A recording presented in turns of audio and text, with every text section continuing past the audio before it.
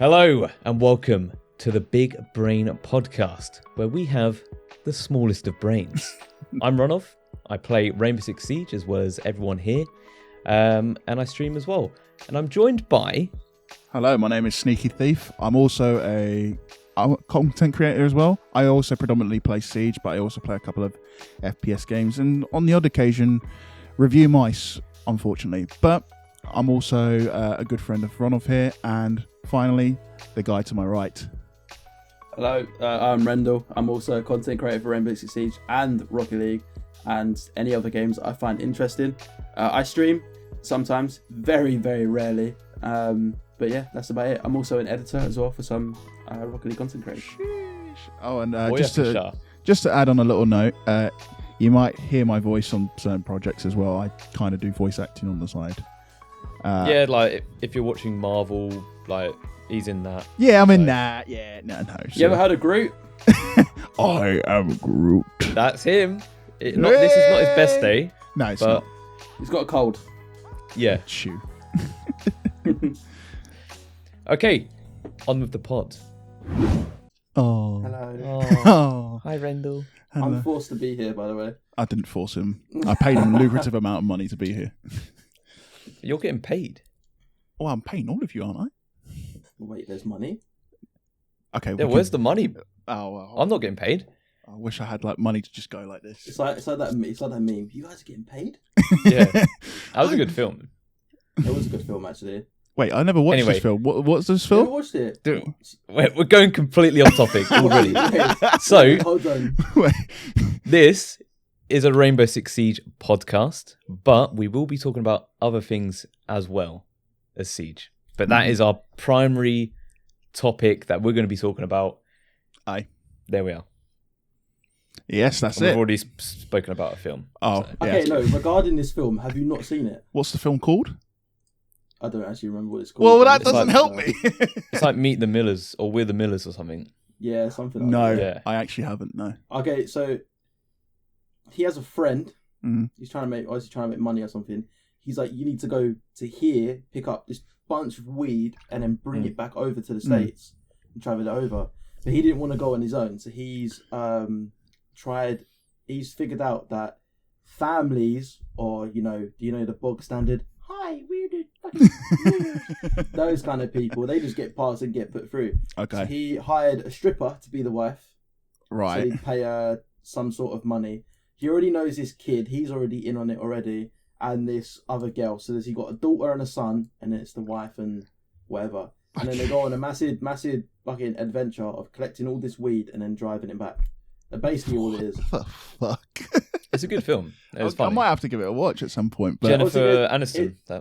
It's other things than just we're going here, picking up drugs and then take it back. There's other things that happen Obviously, in between, but the gist of it is that, yeah. It's a Okay, fair journey. enough. It's of a all about the lifetime. journey, not the destination, mate. Exactly. Such a siege, mate. We're almost at 10 years, but the main thing we want to talk about today is the Siege Cup that happened this week. Fucked it! Can I just say that was a beautiful segue? Oh, thank you, You know, I so much. appreciate that. I The journey of 10 years of Siege. That was amazing. Oh, thank you. Well, not the Siege Cup, though. That journey was fucking shit. Yeah. Fucking Jesus Christ. Right, so who wants to start? Baffled. Please. I think we're all baffled, really. So, Siege Cup has been this thing where it's been a work in progress for Ubisoft, where it's in beta. Is it still in beta? It's still now? it's a beta still, even though it's Yeah, released. So, they've Yeah. done like a couple of trial things, a couple trial runs, and they've both been sort of halfway through the day, so like afternoon, halfway through the week. So, if you've got a job, there's no chance of you trying this new game mode that they've hyped about. So they announced like the actual thing. I think it was out of beta, I'm not sure. Friday just gone. And Sneaky, what happened? So it was advertised to be at 7 p.m, right? So and the funny thing is, they pinned it on Ubisoft. Now, again, I thought I read this correctly. It said 6 p.m. UTC +1. So that's everyone that's in like EU area. 6 p.m. Like unified time coordinate, whatever the fuck, and then it's an hour plus. So 7 p.m. guaranteed. You just convert that to your time zone. So in the UK, that's 7 p.m. Right? So I'm thinking, cool. We're finishing work. Everyone's got their things to do. And then we can all get on, prepare for Siege Cup and go for it. Starts at 5. Starts at 5 o'clock. And I know this because one of the guys that we were trying to get in for a 5th tells me, oh, I think we missed it. And I wanted to be sure. And I ended up streaming into Meaty Marley. Shout out to Meaty Marley, fucking legend. And yeah, he's streaming it with Spoit and others at 5 p.m. while everyone's at work. And I'm just there like, this is the one time I got to try this feature. And it's not...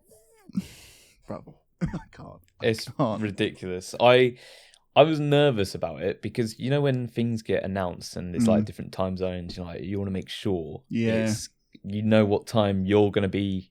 It's going to be for you. And yeah, so after I finished work, I was thinking about it throughout the day. I'm quite excited to try something other than ranked for Siege. Yeah. We've never done like Go 4 or any of these other tournaments. But yeah, it got to after work, I've just finished gym and I thought I'm going to call Sneaky and just confirm it's not for it's for 7 p.m. and not 6 p.m.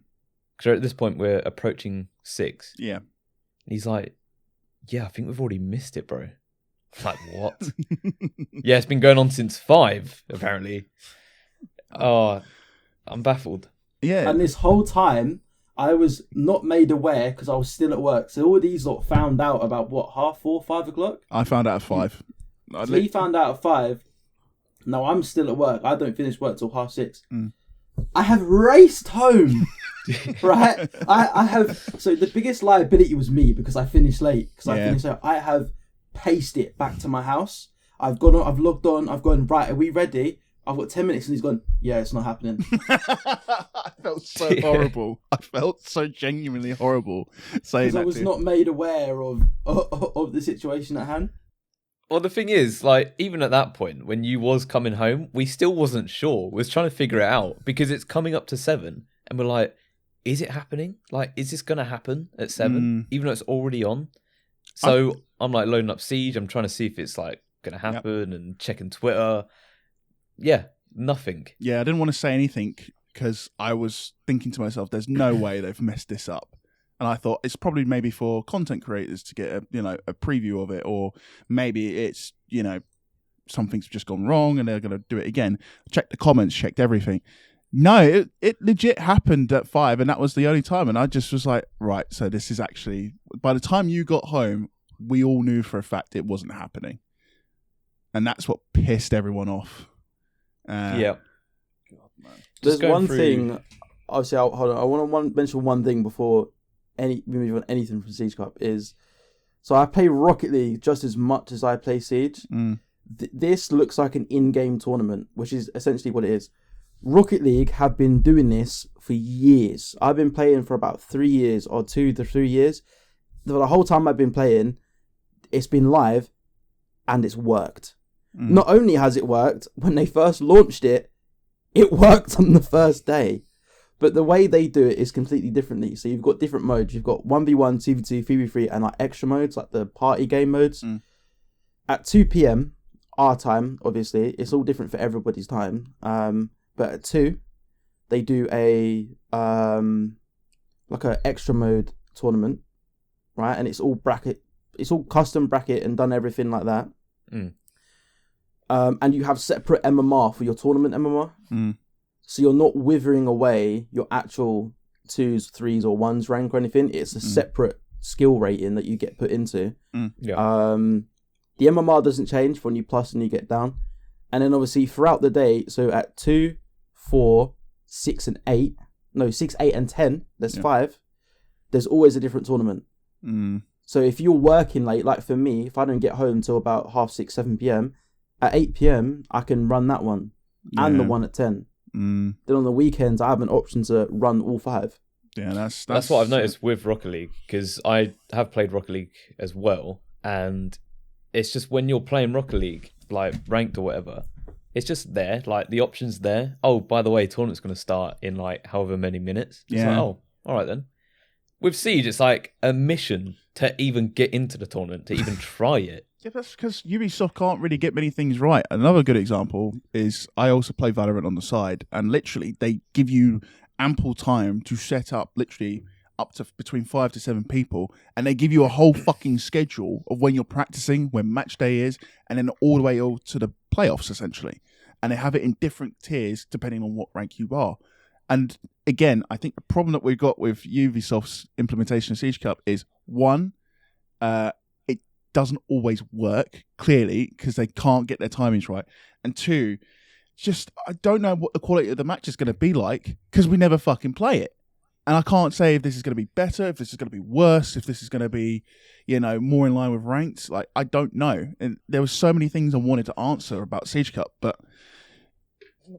I want to play it first. That would be nice. That would be nice. I was really hoping that this episode could be saying like our experience of Siege Cup. That was what I was planning. Our experience is not being able to join the thing. So... Well, that's what we said. Like when it was announced, it was like, "Oh, we could talk about that on the pod." But the only thing we're talking about is how we didn't get to play it. The funny thing is, Ubisoft have been planning this for like years, right? They've been developing this in the background for years. It's been something that the community have wanted to for a long, long time. If you're doing an esports title, you got to do like a tournament structure, anything just to scratch the itch for people that are really competitive. And finally, we get it this year, right? And again, just like with I think this could segue into how we feel so far about the whole year of Siege, to be honest, because it started off really strong with very good concepts, very good ideas, and it's really just ended on a fucking whimper in my eyes. I feel like this season has been okay in my eyes. Like everything's been like the only good season's been season 1 with Deimos. I will strongly agree with that. Because there's... Year 9 started so strong. It was like, Siege is back. ACOGs are back. Deimos was a good op. It just felt back. Yeah. It felt so good. But then we progressed through to season 2 and 3. And it's just felt disappointing. Season 2 had no content. It literally had no content. There was nothing to do in that season. And it was so disheartening because I was so ready to just... get back into it. You have literally 200,000 people, a new all-time peak on Steam alone, playing Siege. Like, and you could just tell, like, the vibes for the game were back. You had a great invitational. I mean, we can talk about that in another pod, the invitational, because I watched that live. I watched that live until it all finished. I didn't care I had work in the morning. I did not care. It was such a banger to watch. But it started off so strong. And I felt like it was also when you started to see cheaters come in, for example. And I remember we did I did a video 2 years ago where it was in year 7 and it was with Sense. And that's when we started experiencing cheaters because we were getting into the higher ranks. They were nothing in comparison to what we get now, where literally for I think season 2 and season 3, every game was a cheater. Guaranteed. No matter what rank you was, even into gold, every rank was a cheater. And it's just we've had some rough patches. We've had some rough patches. Some of them are easy to beat because some of them are just really bad at the game but have walls, and you can beat them. It's no problem. But when like season 2, when obviously this was before I met you guys, I tried playing a solo queue game. Ella decided she wanted to grow fucking wings, fly in the air, spin around at 800 miles an hour, and then we were all dead as soon as we spawned in. Oh my God. It got progressively worse as it went through. Well, for me, anyways, went through the season. Like, I've only been on PC for about a year, and I can now understand the vastness of frustration of coming against these bastards. My favourite was that Flores train. Did you see the Flores train? What was the Flores train cheat again? So hackers managed to make Flores trains just like home missile onto whoever they selected. It was crazy. I saw one clip onto it. It was Flores drone targeted someone. It was on Consulate, and it basically, no matter where you ran, this Flores drone would just hover over them until it detonates. Raw. It's my favourite that, cheat. that's It'd creative. be really funny if someone typed in the chat "homing missile inbound" and then this guy just blew up. I would actually laugh. I wouldn't care if I died. I'd actually laugh to that. Oh God! Like There's been some interesting ones though. Yeah, there has. Carly repel. You know, remember when she could just like repel through the? Oh my God! It's Callie. Yeah. Carly. Oh my God! Oh, don't! I forgot that you say it like that. It's Carly. It's Carly. How? All right. Carly. Can I? Yeah, Right, Carly. Carly. Yeah. Right. Can I ask There's you not this? an R in it though. It's Carly. Carly. It's how you pronounce the A? but- Yeah. No, I've actually had quite a bit of smoke from the comments online. Oh, yeah, from- 'cause of for how you saying Carly. Yeah, it's how you say it though. I don't care what they say. It's how you say it. Yeah. Yeah. I don't care about you TikTokers. Wow. Now you're It's targeting. Carly. Whoa. Now you're targeting Whoa. TikTokers. Now you're making enemies out of people. Is that what's going on? Episode 1, 10 minutes in. I hate everyone that uses TikTok. All right, guys, we're cancelled. We're sorry. Right. All right. Ending it now. TikTok's gonna get us. Okay, but can I ask you a question? What has been like your most favorite thing about Siege this year so far? Oh, this year. It's a good question. Yeah. Yeah, because like I said, we started high and then we dipped low. Now, I'm not going to say it was all terrible because we've had some decent features come in and we had 2 really good operators, in my opinion, even though it's just 2. Right? We have to keep in mind we've only had 2 new operators this season. But those 2 operators have been outstanding in terms of design. I love playing with them. But Wait, we only had 2. yeah, so we had 2 original operators this whole year, and we've had a recruit rework, and we've had Oh, Blackbeard that's why. and a Blackbeard rework. So technically, Yeah, I you get forgot about 5, the recruit. but no one counts Sentry. Genuinely, I don't know who the second one is. I know one's Deimos. Genuinely, who is that? other one? Scopus, the one with the robots. Oh, yeah. You don't. That was a good one, to be fair. That What was was the good. wheelchair one when everyone on TikTok was saying, I swear to God, if I get swung by Professor Xavier, I'm going to lose it.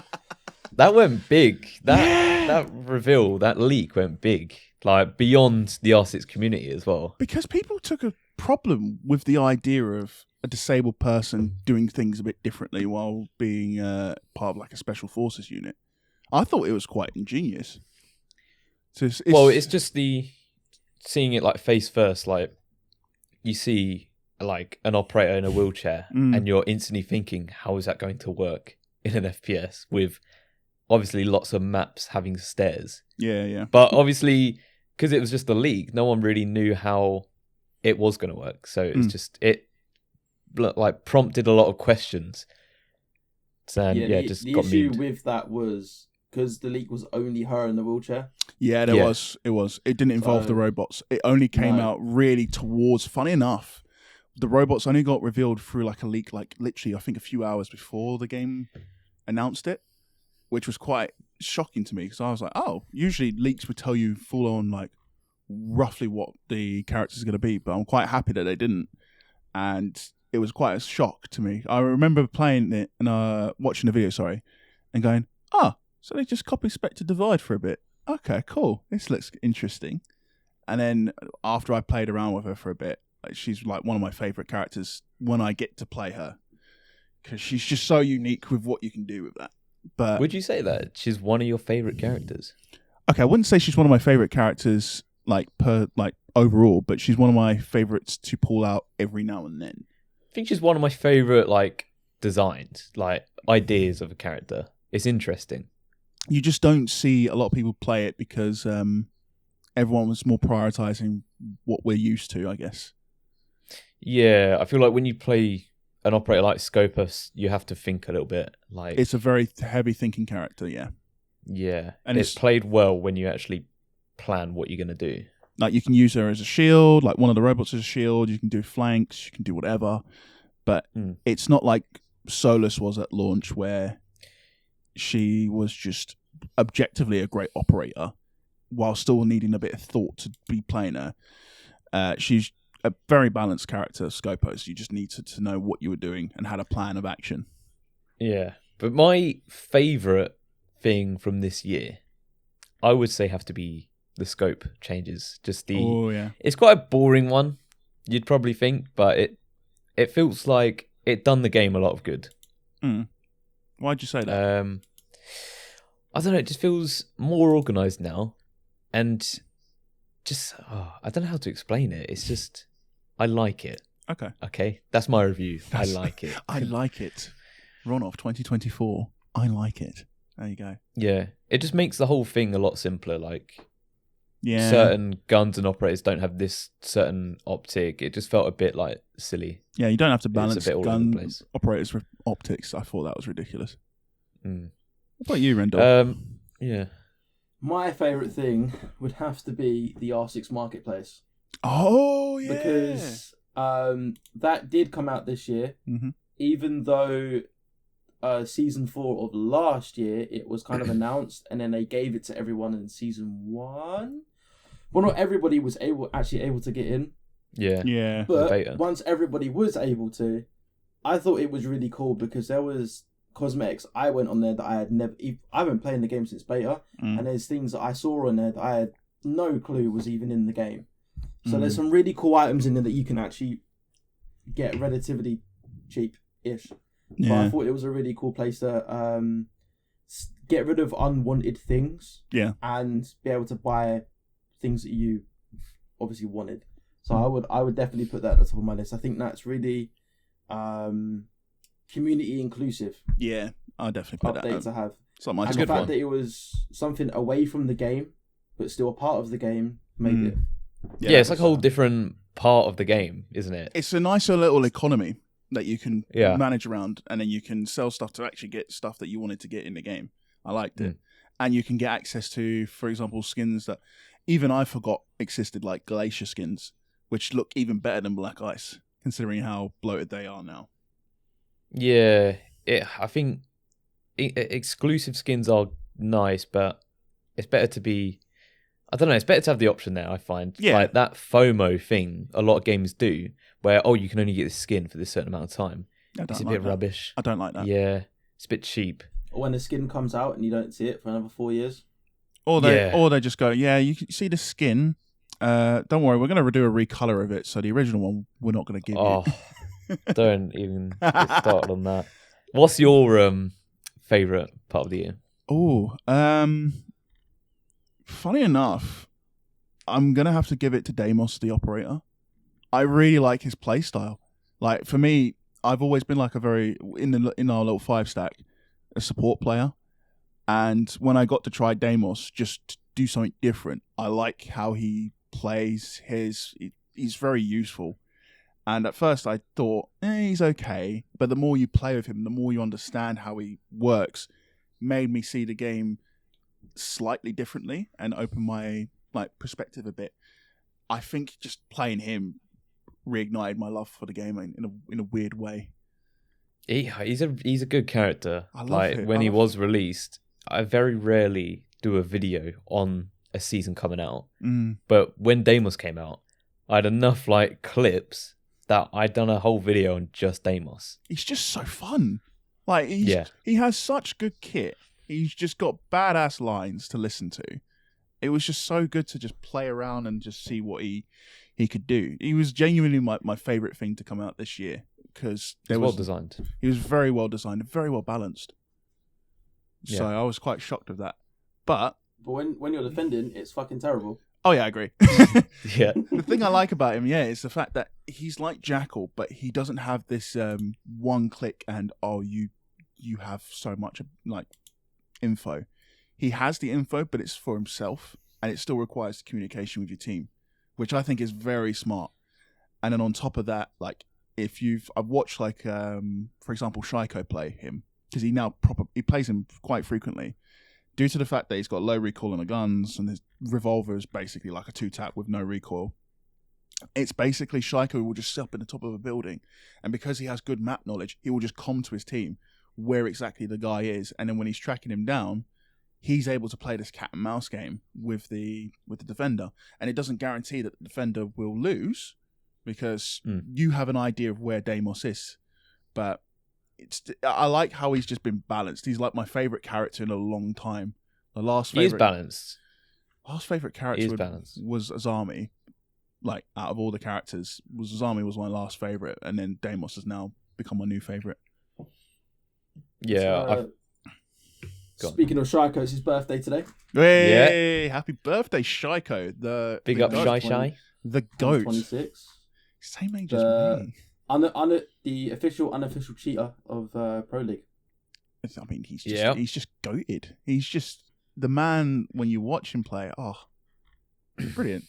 Do you think many people know about that drama, that cheater drama? I think no. It was a while ago now. No. This was in 18 or 19. Yeah. Hold on. This was brought Deep about. law. The reason was because Pengu thought he was cheating due to having a macro, because he kept pressing 4 for his gadget.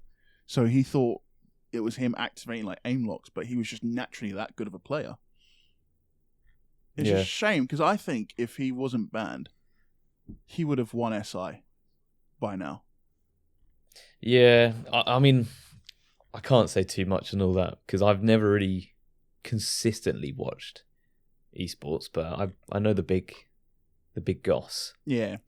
I've watched it enough that I can say my piece on it. I think he's a phenomenal player. Absolutely. What was great about it as well was that normally if someone's been found cheating and they're not cheating, it would, as a player, it would bring your mental down. This guy, so he wasn't banned, his account wasn't banned, he was just banned from playing Pro League. So he grinded the shit out of the game. Yeah. He kept playing and kept playing and kept playing. He came back, beat the kill record, then the next game after that, beat that kill record. Yeah. He came back with a fucking slaughterhouse and just was to show everyone that he is the best. He is the real deal.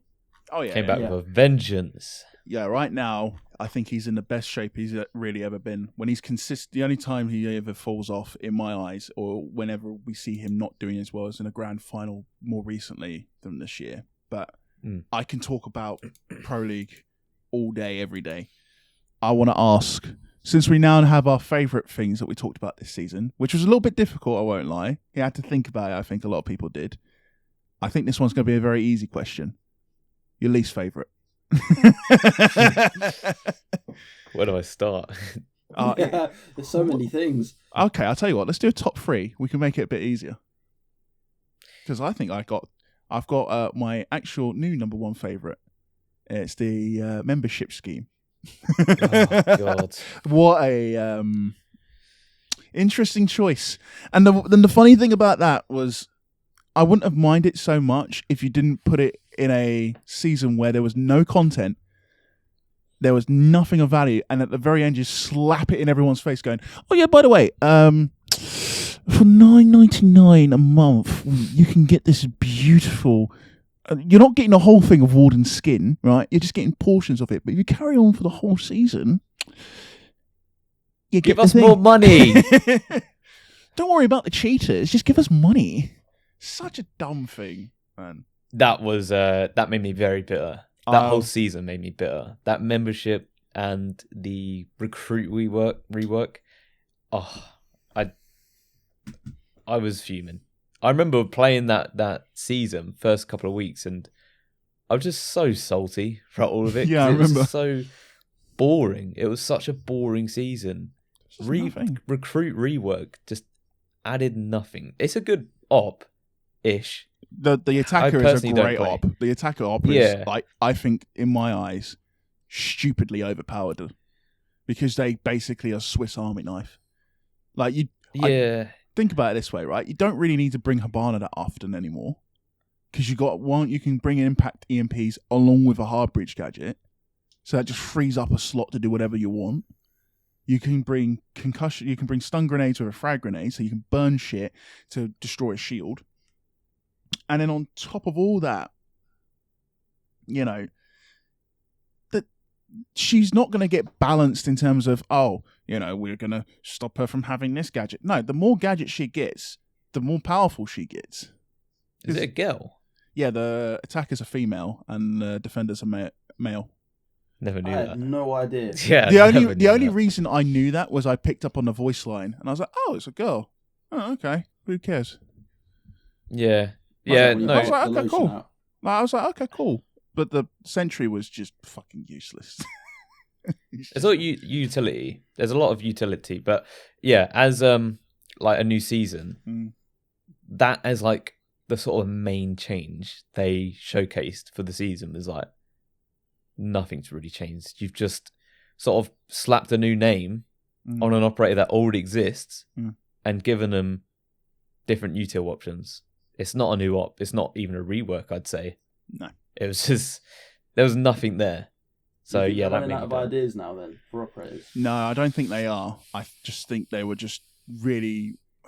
I think the thing that drove them to do this, probably because they wanted to keep the idea of a recruit being like nameless and not really special. It's just a generic character, so you can fill in for whatever you want.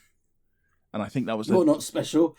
You're normal. You, mate, are just Striker Section fucking B15-3, right? You're not Maverick, okay? You're not Thatcher. You're just this random person. Deal with it. But oh god, I just didn't like that season. That was probably, along with the membership, in my top 3 would be that season and the initial Shield rework. I think right. So I'm gonna save.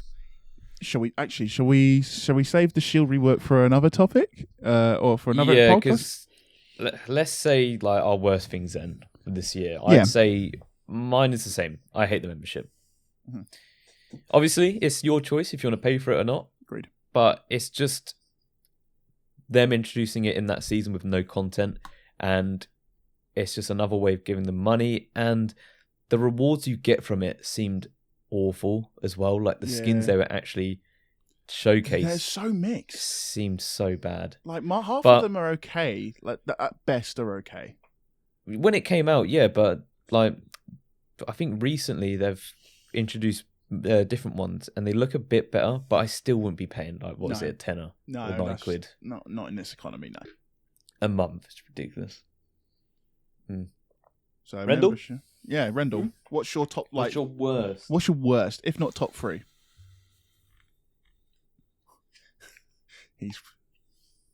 I'm processing the 100 different things that I can pick from right now. It's hard. It is hard. It's so hard because there's so many. The worst thing this year, I think, giving Blackbeard a fucking shield is stupid for starters. That should not be. Okay, right. So if they had given him a shield, given him only a pistol, and so that he can Oryx blast, I'd have been fine with it. But the fact that they've let him kept his AR with an ACOG, I feel violated. I feel violated. Like, this is not.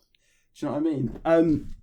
That's probably like the biggest thing is that I think it was he needed a rework, obviously. And if you want to drive his pick rate up, don't give him. Do you know what we're gonna do? We're gonna make him Monty. And Oryx. With an AR, yeah. You just fuse 2 operators together and put it into one. He was second thing, yeah. I probably agree with the membership, but to me, the membership just looks like the year pass, but you pay for it monthly.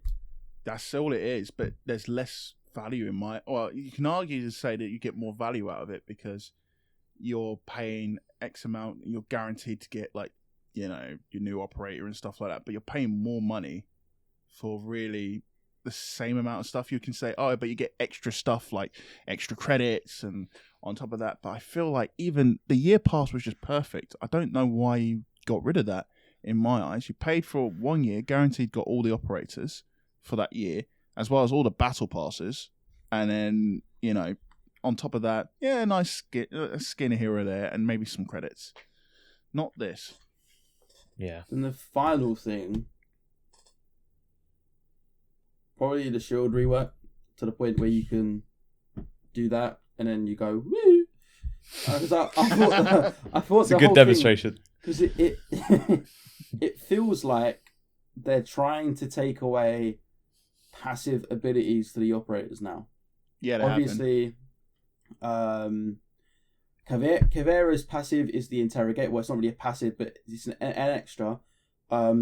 Oryx's was the good thing about him was the leap towards the shields. He was an easy counter to a shield, so you had to ban him on a map that you heavily relied on the shield. Now, when you take him, he's now pointless because if the shield gets there first, now you're being launched 6 foot back through a wall, not knowing what just hit you. It's that for me it was just stupid. I think I understand that shields take some damage to you, but making you hit on the floor and you being defenseless. Yeah, you just given Oryx's passive ability now to all shields. I'm more than happy to stand on this certain ground for the rest of this episode of the podcast, which is I hated the initial changes because I think the rework, in my personal opinion, which is going to trigger a lot of people that may have watched this, or definitely I know Ronoff will be triggered by it. I can just see it in his face now. He's not looking forward to what I'm going to say. The rework overall, in my eyes, is actually pretty good because the shields were let me explain. It's the worst take of 2024. Congratulations, it goes to Sneaky. This is just as bad as the time you said Cade was an S tier operator. Yeah, but Cade is. But anyway, so let me put it this way, right? And I personally don't play shields that often, but even then, like I felt like before the shields got reworked, besides Blitz, everybody else felt a bit mediocre to play. It was clunky, it was random, it just wasn't fun to play. But more importantly, it was just hard to gauge whether you could take on a gunfight with the shield. Now there's a lot of clear parameters of where you take them on. They can't hit fire you from behind the shield, which could get you a lucky headshot from the shield. It doesn't always happen, but it can happen, and that was a bit of an annoying thing I didn't like. I definitely think they went too far, which is why I'm glad with the nerfs that they took this season. But the idea of, for example, if you want to shoot somebody, you got to bring down your shield. That's completely fine. I didn't mind a knockdown ability. I just didn't like that it did melee damage. I felt like it was just too oppressive. I felt like now shields are in a decent spot after this nerf. But I think they're a lot better now. But at the beginning, they were definitely way overpowered. But I knew the concept there was a lot better than what they were previously. I felt that previously they were mundane. Well, not mundane, but they weren't really effective use of a utility. Like, these are people that are bringing, just a pistol and a big old fucking shield in front of them. They're not really that useful in a game like this until the rework happened, whereas now they have a lot more versatility. But again, the problem was you gave them too much power, especially the fact that they had melee priority. I did not agree with that. We had that's the thing, right? So they done these changes to the shields, and some of them were all right. So like not being able to hip fire, like you said, sort of like throwing smokes and nades underneath the shield so you don't expose yourself. Yeah, I thought those changes were nice changes that make shields more appealing to play. But when it came to the melee stuff, the bash, that I was just like, why? That doesn't. Why did they think that was a great idea? Oh yeah, so they're not lethal anymore, but you're still knocking them about like there's some, I don't know. It was rubbish, and it was just bad gameplay as well. Like actually playing it on either side. Like if you're the shield, it doesn't feel rewarding. It just feels cheap. If you're on the receiving end, you're just like, all right, I'll just take my hands off the keyboard and mouse now. I can't actually do anything. Yeah, that's it. I will say that initially, it was way too powerful. I did not like the melee doing damage. I didn't mind the knockdown effect as long as there was no damage, but you can two-shot them, so it was even more devastating than getting a lucky melee hit. I didn't think that made any sense. It was just frustrating to go against. So them making these changes puts shields a lot better, and it means that they can be incorporated more because whether we like to admit it or not, shields are going to stay. I thought they would get rid of them, but they're not. They want to invest in that piece of utility, and as long as you get it right, then I don't mind it. Not only are they staying, they're getting bigger. The shield roster is getting bigger. I'm surprised that they didn't do the thermite, but to be fair, I think the only reason they didn't do thermite with a shield was because of how much people like you, Rendell, and everybody else complained about the initial shield rework. Imagine thermite having a shield. I don't like that. Doesn't sound bad to me. I don't think thermite that sounds with a bad. shield. I mean, yeah, you have the choice between don't get rid of his gun. You either go the gun or the shields, not completely get rid of both options. But yeah, I feel like him as an operator, he would be good as a shield. But yeah, it was just those massive changes to shields that just really triggered me. It was like, why? This is not fun. What about you, Rendell? I want to hear your opinion because I could tell from your reaction to my shit take, as you call it. is very enraging to you a little bit. I think they balanced him kind of with the fact that his ADS isn't as quick as what it normally would be, and that his head is still technically exposed. Oh yeah, with Blackbeard, that's good. Yeah. But if your aim isn't pin fucking point from the start, trying to adjust to his head, you're more likely you're going to take way more damage before actually killing him, or you're just going to die. So, but I still think that if they had given him just a pistol with the Oryx ability, I would have been fine with it. Like, fine with it. Because his whole thing was to have a shield on his gun. So keeping the shield, I would have been okay with it. But it's that he's got an AR with an ACOG. Yeah. And he repels with the shield too, is kind of nuts. That was quite mad, knowing that he's the only operator with a shield that can actually still technically use it while being on repel. It's quite mad to me. Well, Osa can, but she doesn't have a gun. Yeah, Osa So what's the next thing they're going to do? They're going to give her a gun with the shield as well. But yeah, I think Blackbeard, when I initially heard him, I was extremely angry because I thought this would not make any sense and would break the game. Playing him now, he needs work because I think he is a little too strong, especially with the fact that the ADS time is, I think, not the problem. It does take a bit to, even with like laser sight and an iron sight, to, draw quicker. Other than that, like, I feel like I just don't know how I feel. I need more time. I just feel like he's just maybe a tad bit too strong at the moment. I can't pinpoint why. I feel like if you're not good at aiming for the head, just bring Blackbeard. Then you're done for. Just bring Blackbeard. If you're not good at aiming, just bring Blackbeard. No, I mean if you're going against him, like if you can't aim for the head, then you're dead. Yeah, that's true. That's true. But yeah, when he was like announced, I was a bit shocked. It was like, I mean, that's when before the shield nerfs, and there's like, yeah, we've heard the community about all the complaints about shields and how powerful they are.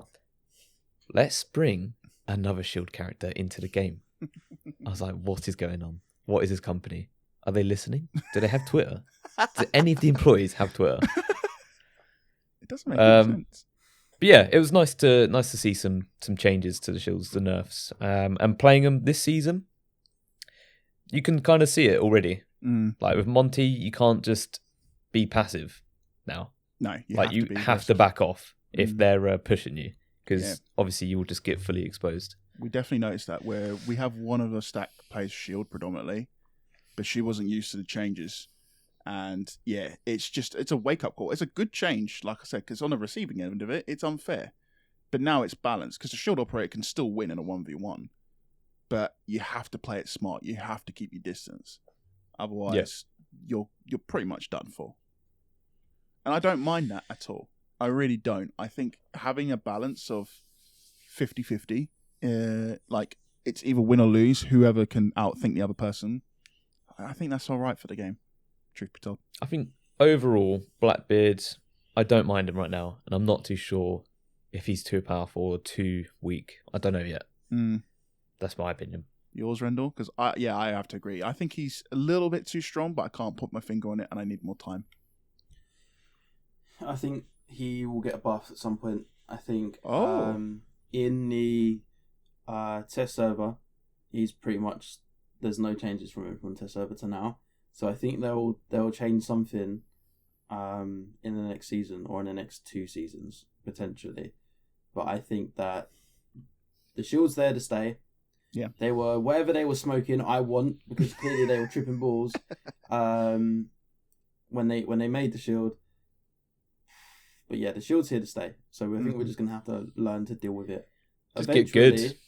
Yeah, eventually he'll become easy to counter like everybody else is. Like Deimos is. Remember when Deimos first came out, everyone was like, how do we do it? Because he was only out for a week. Yeah. Now that he's out, you know exactly what to do to him.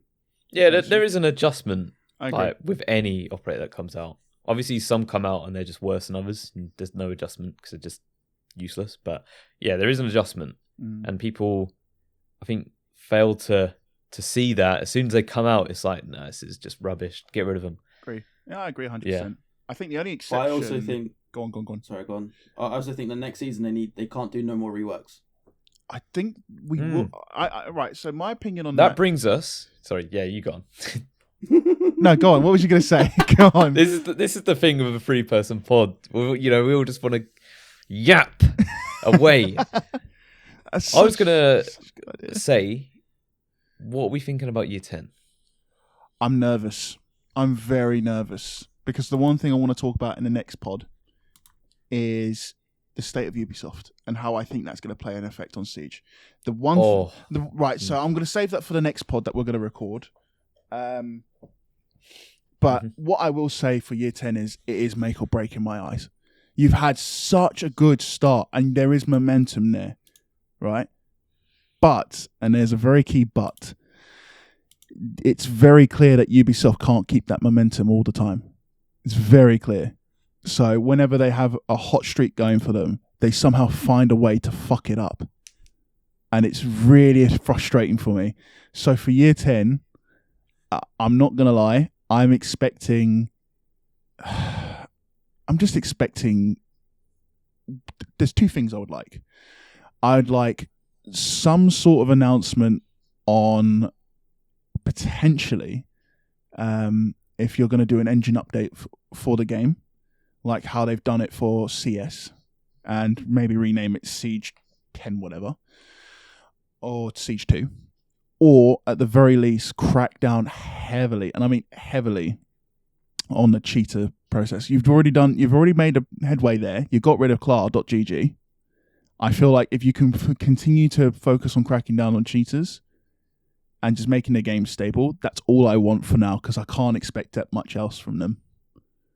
I just want... You can start to see the game struggling with new operators and mechanics that are coming to the game. You can see the game struggling to be stable. Like, stability is, I don't know, not a normal thing for Siege. Like, with any new season that comes out, it's like guaranteed something's broken. Yeah. Nothing is stable. That's fine. With any game, obviously, it's going to have bugs as soon as something new comes out.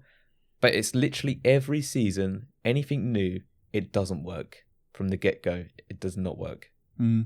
It's true. It's so true. But I'm just super nervous because, again, like everything we know, we always come into every season, it's going to be a problem. There's always a problem. There's never a smooth launch. The closest we've had to a smooth launch was, I can't even remember. I think the start of this year, I think it was okay. Yeah, it was. I'm trying to remember. I might be completely wrong, but I remember this year we've had a couple of smooth launches, and obviously I was a bit skeptical at what's going on. It's this season we've had a good season with some good launches. What's going on? But then obviously this season, not a good one. But what would you want from Siege in year 10 at the very least? Oh, go on, Rendell. Go on, son. Going back to Rocket League and what they do, for something that I really, really want, and I've wanted it for a while, is cars. Yes. Sponsorships. No, not just that. So basically, if you go into your profile and you click on stats, you can see everything. The amount of shots you've taken, the goals you've got. But that's not the thing that I want. The thing that they do is, obviously, the game's very heavily based on MMR. Siege ain't like that as much anymore, but it'd be nice if they can implement it in a way. There's a leaderboard. Oh, you have a world leaderboard on who's on top in what mode. And then if you scroll past to Steam only, Epic only, you can see who's the top in EU, the top in NA. Also, you have a tab where it says friends only. So you can see where you stand in your friends on your leaderboard. That's what I would love to have in the game. Because it seems easy enough if Rocket League's done it. But in saying that, they'll probably release it and then your name will be changed, or you couldn't access it, or it's blurred out or something. So I don't know. That's actually good. But that's something that I would like to see, because it's just another UI thing. It'd just be nice to have into the game. I don't really have any expectations for the game. But actually, going on to that point, I think this is something that I would like to implement, is the idea of a leaderboard, but do it for champion. But instead of you have X, like champion being open, it should be locked. to like every 1,000 or like a cap of 1,000 people. You have to be competing in the champions, like top 1,000. If you get knocked out of it, you'll go back to Diamond 5. I think that would... Diamond 5? No, Diamond 1, sorry. Diamond 1. The one before champion. Right, guys, if you don't hit the certain marker, we're knocking back 5 fucking ranks. No, not 5 ranks. You know what? Go back to Copper. Go back Start again. again. Start again. Start again. No. Restart. So go back to your original, like Diamond 1 beforehand. It means those at the very top that want to get champion have to compete to get champion. It's not just... because right now, champ it's easy. doesn't mean a lot, does it? It just It's means easier. you play the game a lot. Yeah. You can just grind to get it.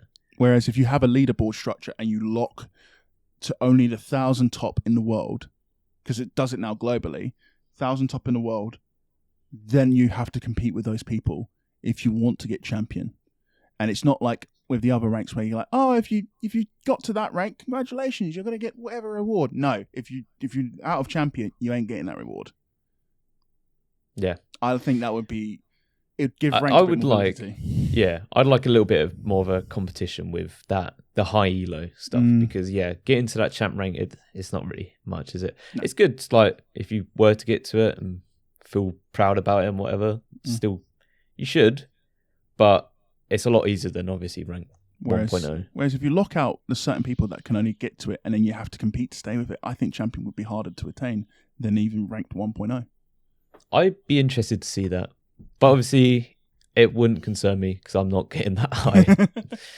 At the end of the day, I think Ubisoft won't do that. It's just they're more concerned about shields. Shields. Yeah, shield ranks. Adding more shields. We need more shields. Oh, shields. Get more shields in. Year 10, it's a risky one, isn't it? It's, as you said, make or break. It'll either be a good year or... end of a chapter. It'd be the end. You think it would end the siege? Well, I mean, obviously you want to talk about it next time. Yeah, okay. Without going too into it, like the state of Ubisoft right now, it's uneasy. You don't know. You don't know if Siege will get picked up.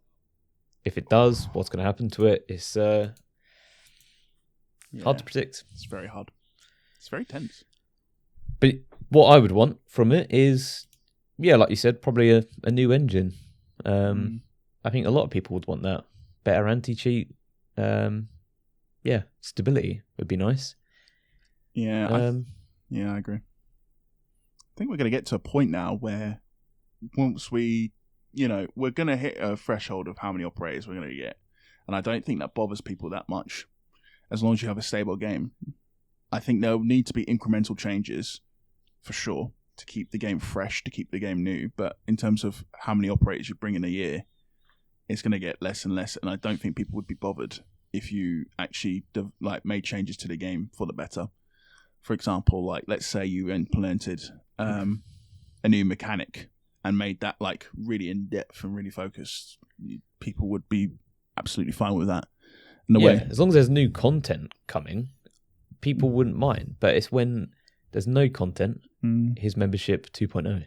Here's a new membership you can subscribe to. Yeah, as long as stuff is coming out for the game, people will be happy. I'm just gonna have to... And if it works. Hey guys, I know we've not released anything yet, but we need more money. Yeah. We need to make sure our shareholders get the right amount of money. So please, fill up your pockets. Please. I just got to say quickly, like we have been shitting on it quite a lot the past hour. Yeah. But we all love Siege. Oh, yeah. Yeah. I mean, like I said, I've been playing since the beta. It'll be my 10th or 11th year next year or whatever. It is as addicting as it could be. Every day I'm like, oh, fuck this game. This game pisses me off. But then the next day I'm always like, all right, boys, we hopping on Siege. So yeah, it's addictive. It's one of a kind. It's one of a kind. And I think that's where a lot of these comments come from. Yeah. Where we're complaining about something. It's because we care about it. That's the sad thing, though, because there is no other game like Siege. It's just straight up, there's just none. It is so unique. Let's put it this way. The closest you could probably get to it is Counter-Strike and Valorant. But the problem with Counter-Strike and Valorant is it doesn't have the more modern gameplay mechanics that you'd be used to when coming from Call of Duty or Battlefield or whatever. It's a seamless transition. And then on top of that, I'm going to just be very honest. Siege is one of the hardest games you could ever learn. Like, it is there's so many things to learn. It's not like your typical hero shoe where you can learn a character and boom, you'll get an idea for the game. Like, you got to learn destruction. You got to learn how the sound works, which is so intricate. And so, like, no other game can do sound as good in a multiplayer environment as Siege does, even though it has its issues. You have all these things that just make it such a special game. And on top of that, it's not like a hero shooter where you can just choose, like, oh, okay, we're selecting this person for, like, the whole, like, game, for example. No, it's every single round. And different strategies come in different places. And I love this game to death. That's why I hate it, when it does shit like this. Because I want it to go on for, like, 20 years, 30 years. I want it to be as successful as something like Counter-Strike. I love the game. Yeah. I think nice. the complaining is like, we're not complaining. We're just passionate about the game and we don't want to see it get run through the ground. Yeah, exactly. Because let's be honest here, Siege has brought us together more. Realistically, like, we knew each other. Cringe. Oh, shut up. But, like, for example, me and Ronov, we really bonded over this game. We knew of each other, but this game was what helped us bond a bit more. God, it makes it sound so cringy. Oh my God. You're so cringe right now. I'm for so real, sorry. But, like, it's brought people together. It's created communities. And all I want for it is to stay, active so that people can continue to just have passion and love over a video game, for Christ's sakes. I love it how we've developed all these friendships through a game, and a game as unique as it is. So I don't want it going anytime soon. Exactly. Right, so before we round everything off, I like to say two things. First of all, if you've listened to the entirety of this podcast, thank you so much. We really appreciate your time, and just give yourself a pat on the back. Do that. Just do that. But, like, honestly, we do appreciate your time just taken out just to listen to us ramble about a game that we are passionate about, and hopefully you are passionate about. But more importantly, no, that's not more importantly, but actually another note is that during a podcast, I don't know if we're going to do this at the moment for the next episode. We'll see if we can, but we'd like to see if you can try and submit some of your clips in, and we'd like to just see if we can guess your rank, just actually have a look at what you're doing, and we'll actually post it on the screen right next to me or whoever's next to us during the editing section. Yeah, so just send it up. We'll end up posting the email in the middle of the screen. Send in your clips. Show us it. It's a really good idea, Sneaky Thief. Really good idea. Send us your clips. Also, another thing that I would like to implement, if you have any questions, comments. Please, yes. Comments. And we want to do a segment where it's like, you just ask us questions and we'll answer them. It can be to one of us individually, or it can be all three of us you want to ask. And the best comment under this right now, under this pod, the best one will be shown and shouted out next episode.